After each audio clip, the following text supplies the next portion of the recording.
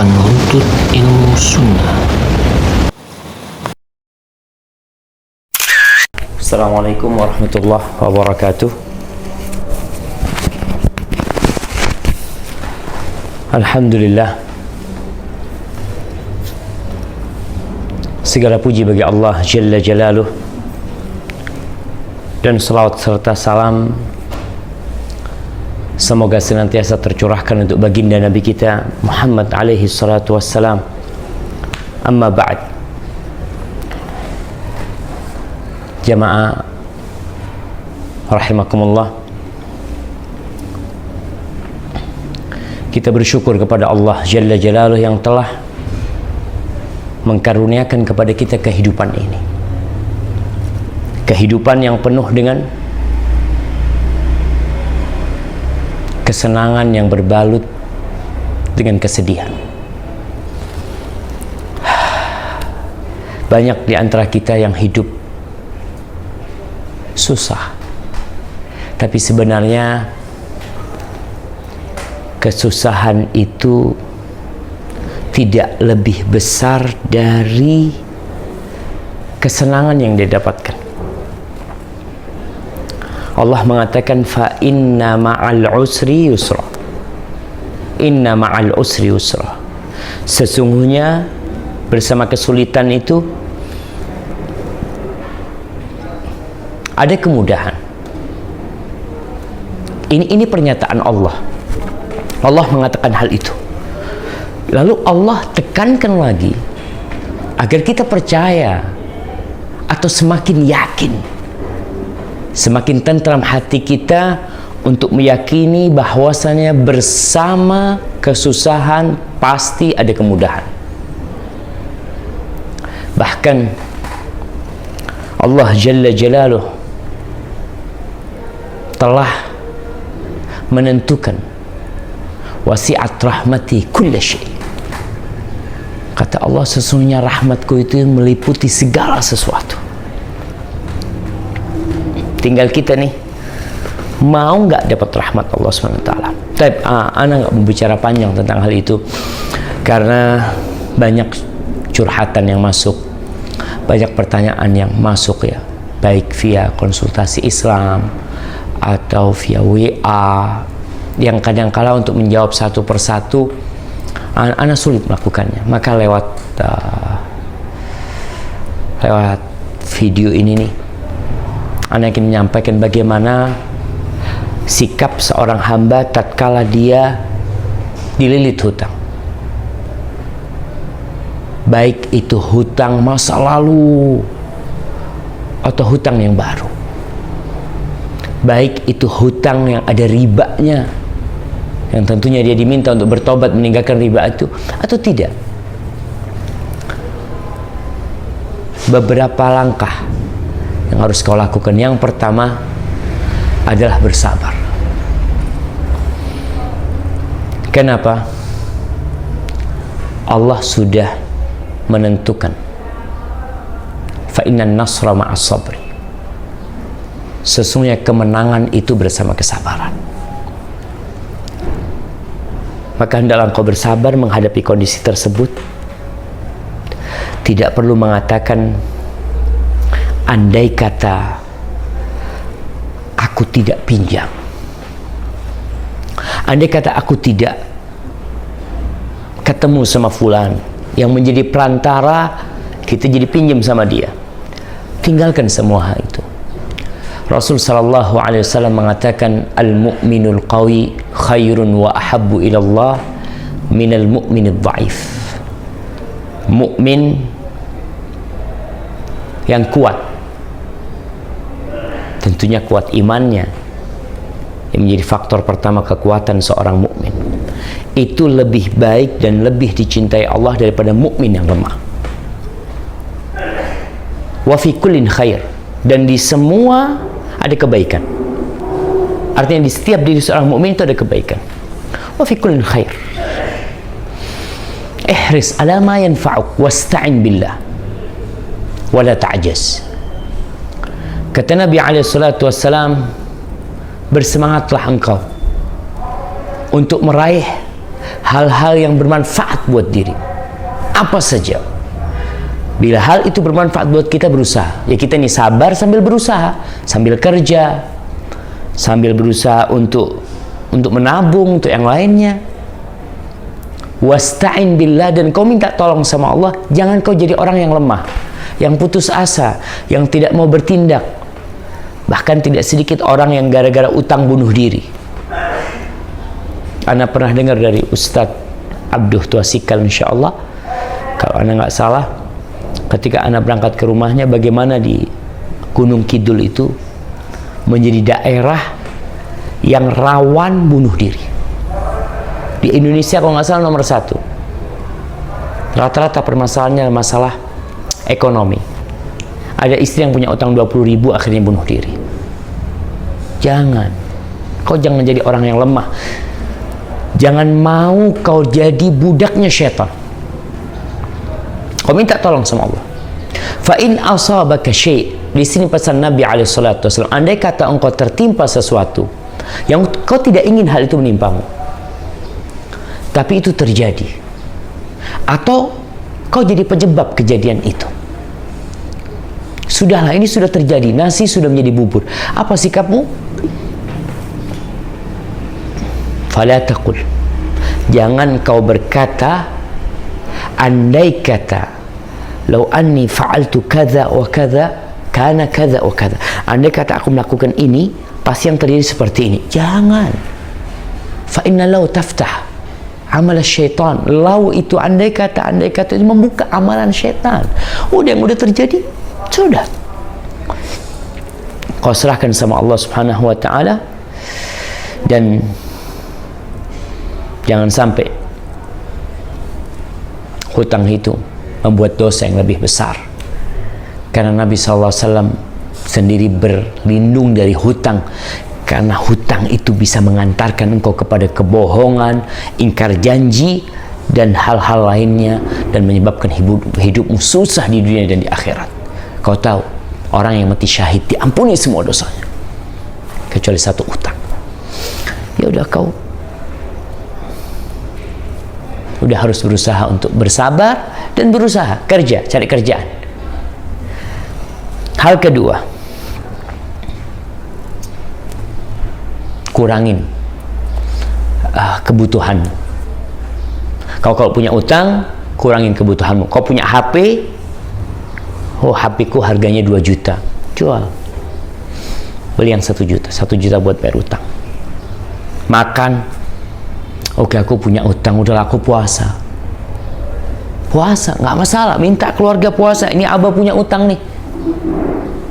Jangan sampai punya utang tapi hidup bermewahan. Punya utang merasa ya udah memang nggak bisa bayar. Oke, kau nggak bisa bayar, kau bersabar, kau ada usaha. Salah satu usaha adalah mengurangi kebutuhanmu. Jangan kau meremehkan utang. Umpamanya sebulan tuh kau punya pemasukan 2 juta, utangmu 100 juta, ya udah, dari 2 juta itu kurangin apa? Listrik, lampu, beli yang kecil, TV matikan, nggak usah nonton TV untuk sementara. Usaha jemaah, Allah ngelihat kau berusaha. Karena apa? Karena tuh orang-orang yang duitnya ada di dirimu, mereka punya hak sebenarnya untuk memenjarakan dirimu kalau kau nggak mau bayar utang, atau kau tidak bisa membayar utang. Maka jangan sampai kau merasa udah nggak mungkin aku bisa bayar, lalu kau udah hidup seenakmu. Nggak, kau tetap harus berusaha dengan mengurangi kebutuhanmu, dan jangan cuma cari satu jalan keluar, cari banyak jalan keluar. Yang ketiga, kau harus datang ke orang-orang yang punya duit, yang duitnya ada di dirimu tuh, yang kau berhutang kepada mereka. Kau datang, jangan malah kau kabur, karena kebanyakan orang kalau punya utang itu dia tidak mau ketemu kepada para pemilik uang. Dia berusaha untuk melarikan diri. Ketika datang tuh orang nagih, datang ke rumahnya, kita ngomong, katakan abah nggak ada. Tahu fulan datang, keluar dari pintu belakang. Itu sebagai tanda kau sudah nggak mau bayar utang. Jangan, kau seharusnya datengin mereka sebelum mereka mendatangi engkau. Supaya kau tunjukkan kepada Allah keseriusanmu untuk membayar utang, dan kau tampakkan kepada pemilik uang kalau aku ada niat untuk membayar, dan tolong minta kepada mereka untuk ditunda. Karena kadang-kala kita nggak mau ketemu tuh sama orang yang berpiutang, ya berpiutang, yang punya uang, yang uangnya ada pada dirimu, agar mereka juga bisa berlapang dada, dan mungkin mereka juga akan mengikhlaskan karena tahu fulan ini benar mau bayar utang. Jangan kau datang ke sana dengan penampilan Masya Allah, dengan motor yang bagus yang seharusnya kau bisa jual. Kau katakan, iya aku pakai kerja tuh motor, iya kau bisa beli yang lebih murah umpamanya, sehingga pemilik uang itu lihat kau benar-benar nggak mampu. Jangan sampai nih ada orang yang ditagih utangnya malah dia marah, aku tidak akan bayar. Iya, kau tidak akan bayar, Allah akan menghancurkan hidup. Baik. Yang keempat, engkau perbaiki hubunganmu dengan Allah. Kita kalau memperbaiki hubungan sama 10 orang kadang-kala susah, tapi kita memperbaiki hubungan dengan satu zat yang dia itu maha pengasih dan maha penyayang. Dia cinta sama hamba-hambanya. Itu lebih mudah daripada kau cari muka ke 10 orang. Kau perbaiki hubunganmu sama Allah Jalla Jalaluhu, sehingga di situ Allah akan memperbaiki hubunganmu dengan semua orang. Semua orang. Allah bisa. Innama amruhu idza arada syai'an ay yaqula lahu kun fayakun. Tuh Allah kalau ingin menentukan sesuatu, Allah tinggal ngomong kun, terjadi langsung. Maka kau perbaiki hubunganmu dengan Allah. Perbaiki jemaah. Allah akan perbaiki hubungan kita sama manusia. Ini poin ini sebenarnya berguna untuk semua orang yang punya masalah, bukan hanya urusan utang.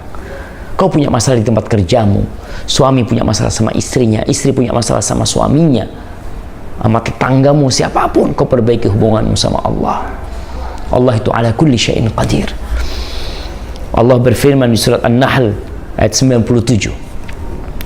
Man amila salihan min dzakarin au untha wa huwa mu'min. Barang siapa yang beramal soleh, baik itu lelaki atau wanita, wa huwa mu'min, dan dia dalam kondisi beriman kepada Allah dan hari akhir, falanuhyiyannahu hayatan thayyibah. Kata Allah, pasti kita akan berikan penghidupan buat dia yang baik. Pasti. Allah yang janji.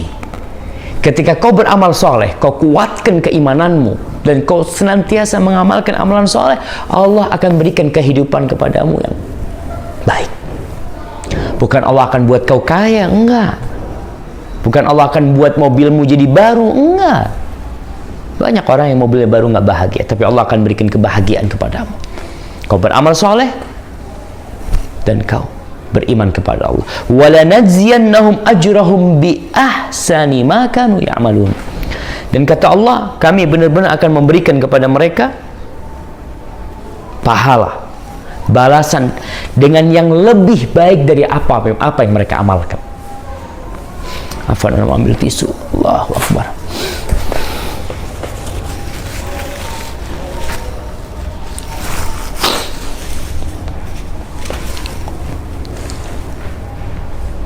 Allah akan kasih kita balasan yang lebih baik daripada amalan kita. Artinya kalau kita beramal, mungkin kita pantas digaji 10.000. Pekerjaan kita pantas digaji 15.000. Pekerjaan kita sebulan pantas digaji umpamanya 5 juta. Allah akan kasih lebih baik dari itu.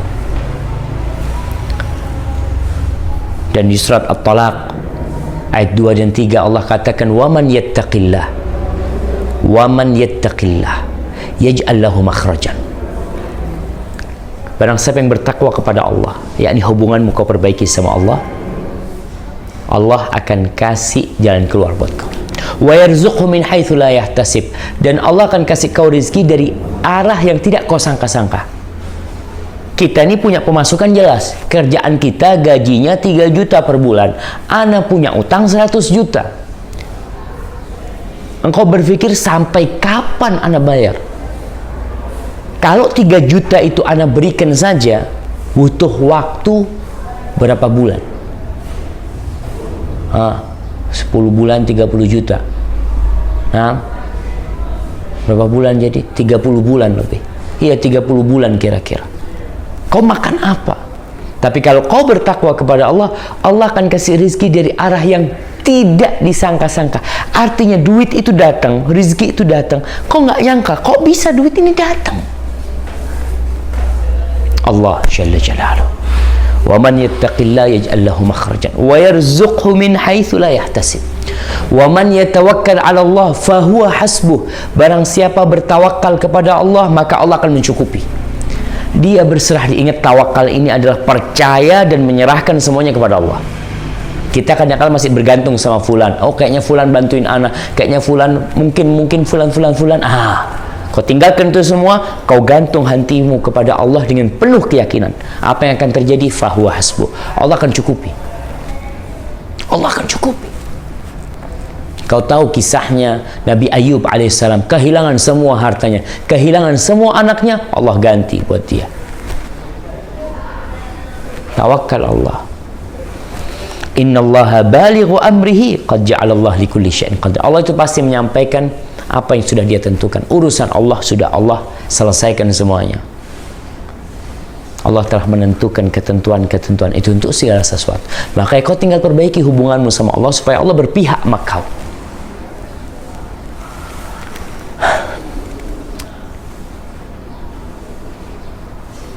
Yang kelima, banyak istighfar. Itu termasuk yang keempat sebenarnya. Memperbaiki hubungan sama Allah. Kau banyak dosa, kau mungkin banyak kemaksiatan yang kau lakukan, atau kau merasa aku nggak pernah berbuat dosa. Tuh salah satu yang sudah menjadi dosa kau itu, kau merasa nggak pernah berbuat dosa. Kita makhluk yang penuh kesalahan, jemaah. Maka dosa itu wajar. Maka kita istighfar, kau minta ampun sama Allah. Di waktu-waktu khusus kau minta ampun. Nabi Nuh alaihissalam ketika berdakwah kepada kaumnya di surat Nuh ayat 10 dan 12, apa kata Nabi Nuh kepada kaumnya? Faqultu astaghfiru rabbakum innahu kana ghaffara yursilis samaa'a 'alaikum midrara wa yumdidkum bi amwalin wa banin wa yaj'al lakum jannatin wa yaj'al lakum anhara. Ini salah satu faidatul istighfar, manfaatnya istighfar. Kata Nabi Nuh kepada kaumnya, aku katakan kepada mereka, beristighfarlah kalian kepada Rabb kalian, sesungguhnya dia itu Maha Pengampun. Dia akan mengirimkan buat kalian air hujan yang deras, yang berkesinambungan, dan dia akan tambahkan buat kalian harta dan anak-anak. Dan dia akan menjadikan buat kalian taman-taman, kebun-kebun, dan menjadikan sungai-sungai buat kalian. Istighfar. Baik. Yang ke-6, kalau engkau berhutang dan engkau bertekad dalam dirimu memang untuk membayar utang itu, maka kau harus husnudzon sama Allah, dan kau harus tumbuhkan keyakinan kepadanya kalau Allah akan bantuin engkau. Tuh buat orang yang ketika pinjam duit, dia niat, dia butuh duit itu ketika berhutang, dan dia berazam untuk membayarnya. Diriwayatkan oleh Imam Bukhari dari Nabi SAW. Beliau bersabda, man akhadha amwalan nas yuridu ada'aha adallah an. Barang siapa yang ambil uangnya orang dan dia niat untuk mengembalikannya, membayarnya, Allah akan bayarin buat dia. Tapi kalau kau niatnya nggak mau bayar, maka nggak akan Allah bayarin. awal kau pinjam itu menuntut kau bertobat karena kau niat tidak bayar. Tapi kalau kau niat bayar dari awal kau pinjam, ada niat mau bayar, bukan gampang-gampingin insya Allah fulan nggak bayar pun nggak apa-apa. Kau niat nggak bayar kalau gitu, maka Allah akan bayarin. Adallah. Dan Nabi SAW bersabda dalam hadis yang lainnya mengatakan, Inna Allah ma'adda'in hatta yaqdiya dainahu ma lam yakun fima yakrahullah. Allah itu akan bersama orang yang berhutang sampai dia lunasin, sampai Allah lunasin utangnya itu, sampai dia juga melunasin utangnya selama dia itu tidak berhutang untuk hal yang dilarang sama Allah, dibenci sama Allah. Tuh, kalau kau utangnya riba, kau niat mau bayar tapi kau telah melakukan sesuatu yang dibenci sama Allah, maka Allah nggak akan bayarin. Kau akan dibiarkan bayar sendiri. Na'udzubillah jemaah. Ingat, hadis ini sahih diriwayatkan oleh Syekh Albani dalam Sahih Ibnu Majah. Taib, yang ketujuh. Yang ketujuh baca doa. Ini amalan ya. Doa ini kau hafalin, kau baca, kau catat. Doa-doa yang diajarkan Nabi SAW untuk orang yang punya utang. Dan kau menghadap kepada Allah, berdoa, yakin kalau Allah akan mengabulkan, dan jangan berhenti. Kau terus ketuk pintu Allah, terus minta, akan dibukain insya Allah. Jangan putus asa, ketuk 10 kali, ketuk 100 kali. Oh, kalau manusia, kau cuma punya jatah 3 kali minta izin sama dia. Tapi kalau sama Allah, terus-terusan. Bahkan Allah cinta banget nih sama orang yang bersemangat berdoa dan tidak putus asa berdoa. Berapa tahun Ustaz berdoa sampai dibayarin sama Allah. Dan jangan putus asa. Kau cari waktu-waktu mustajab. Ya, seperti sepertiga malam akhir pada hari Jumat, antara azan dan qomat, ketika kau musafir, ketika kau berpuasa. Dan nih, ada beberapa doa yang diajarkan oleh Nabi SAW yang cocok untuk kau amalkan. Yang pertama, doa dari Nabi SAW diriwayatkan oleh Imam Tirmidzi dari Ali bin Abi Thalib radhiyallahu taala anhu, bahwa ada seorang yang datang menjumpai Ali bin Abi Thalib. Orang ini datang dan dia melaporkan kepada Ali kalau dia tidak bisa melunasi hutangnya. Dia itu budak yang hendak membebaskan dirinya, tapi dia udah nggak mampu sudah. Artinya yang harus dibayar terlalu berat dan mungkin hasil kerja dia tidak sesuai. Maka dia minta tolong Ali membantunya. Apa kata Ali bin Abi Thalib? Ala u'allimuka kalimat. Ini budak minta tolong sama orang. Kadang-kadang kan gitu kan, kita minta tolong cari orang. Pak, bisa nggak bantuin anak lunasin utang kita? Itu terjadi. Apa kata Ali bin Abi Thalib? Ala u'allimuka kalimat. Maukah engkau aku ajarin beberapa kalimat? Allamanihinna Rasulullah SAW. Ini doa dari Nabi SAW. Kita kan yang kala minta ijazah dalam berdoa atau apa, nih doa langsung dari Nabi SAW. Dan Ali mengajarkannya kepada tu budak. Nabi SAW yang mengajarkan kepada aku, "Lau kana 'alaika mithlu jabali sirin dainan adallahu anku." Andai kata kau punya utang, utangmu itu sebesar gunung Sir, emas mungkin, atau perak. Sebesar gunung utang, Allah akan bayarin buat kau. Allah yang akan lunasin buat engkau. Baca doa ini jemaah. Apa doanya? Allahumma kfini bihalalika an haramika wa aghnini bifadlika amman siwa. Ya Allah, bantulah hamba dengan yang halal. Allahumma kfini bihalal. Cukupkanlah hamba ya Allah dengan yang halal dari engkau, agar aku tidak butuh dengan yang haram-haram yang engkau haramkan ya Allah. Allahumma kfini bihalalika an haramika wa aghnini bifadlika amman siwa. Dan kayakan aku, cukupilah hamba ya Allah dengan karuniamu supaya tidak butuh dengan selainmu, siapa saja. Baca tu doa, Allahumma kfini bihalalika an haramika wa aghnini bifadlika amman siwa. Itu doa yang pertama. Hadis ini diriwayatkan oleh Imam Tirmidzi dan hadis ini sahih. Yang kedua, hadis yang diriwayatkan Imam Tabrani dari Anas bin Malik radhiyallahu taala anhu, qala Rasulullah sallallahu alaihi wasallam, Rasulullah sallallahu alaihi wasallam bersabda, ma asaba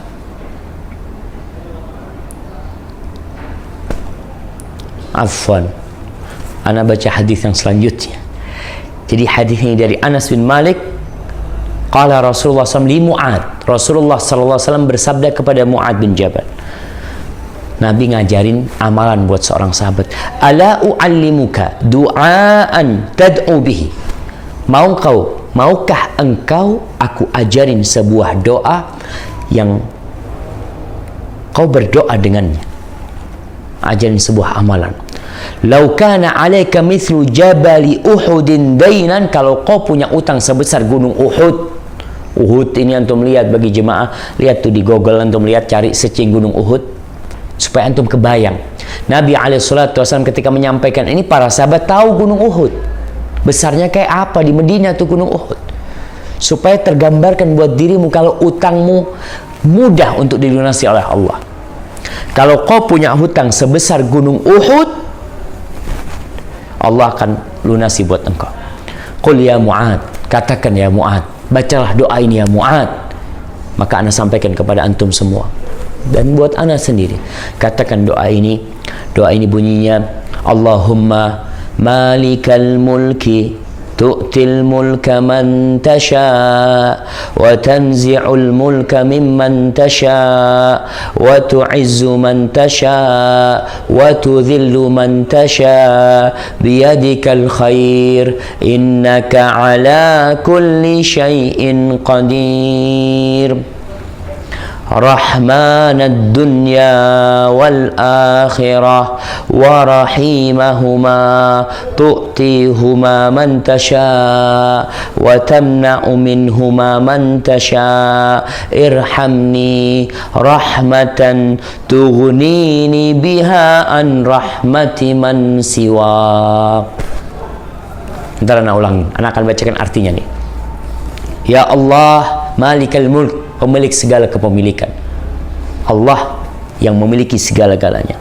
Engkau memberikan kerajaanmu, kepemilikanmu kepada siapa yang kau kehendaki. Engkau cabut dari siapa yang kau kehendaki. Engkau muliakan orang yang kau kehendaki.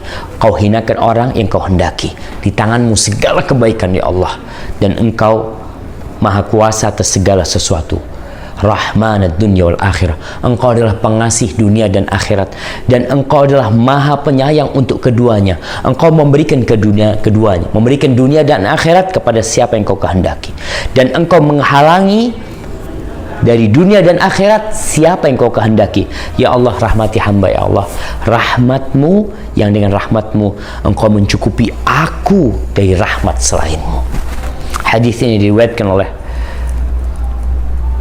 Tabrani dan disahihkan oleh Syekh Albani rahimahullah ta'ala.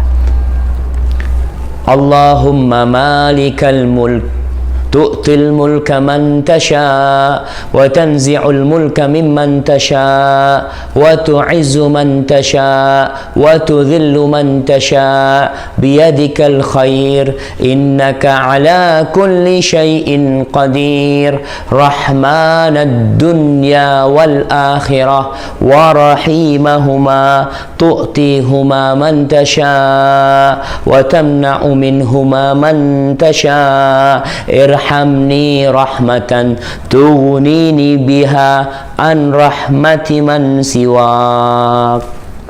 Baca tuh doa.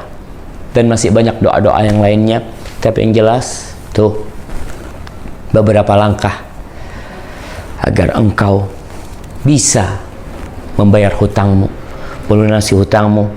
Kita mulai dari yang pertama. Anda ingatkan yang pertama apa? Bersabar. Yang kedua, bersabar sama berusaha. Yang kedua, mengurangin kebutuhanmu, pengeluaranmu dikurangin. Kau sisihkan sebagian untuk membayar hutang ya. Yang ketiga, kau jangan melarikan diri, tapi kau datangin orang-orang yang punya uang itu, yang uangnya ada di dirimu, kau minta maaf sama mereka, minta ditangguhkan. Yang keempat, kau perbaiki hubunganmu sama Allah Subhanahu wa taala.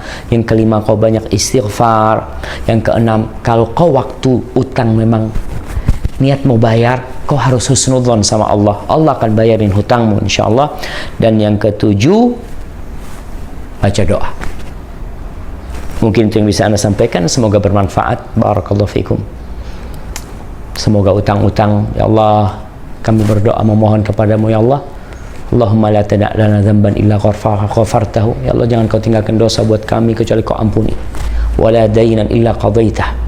Dan tidak hutang kecuali kau bayarin, kau lunasin ya Allah. Wala hajatan min hawaijid dunya huwa laka ridan wala nafiha salah illa qadaitah ya rabbal alamin. Dan kami memohon agar hajat-hajat kami yang kau ridhai dan itu baik buat kami dalam dunia kami ya Allah, dan ada ridhamu di situ, kau penuhi hajat kami ya Allah. Subhanakallahumma bihamdika asyhadu an la ilaha illa anta astaghfiruka wa atubu ilaik. Assalamualaikum warahmatullahi wabarakatuh.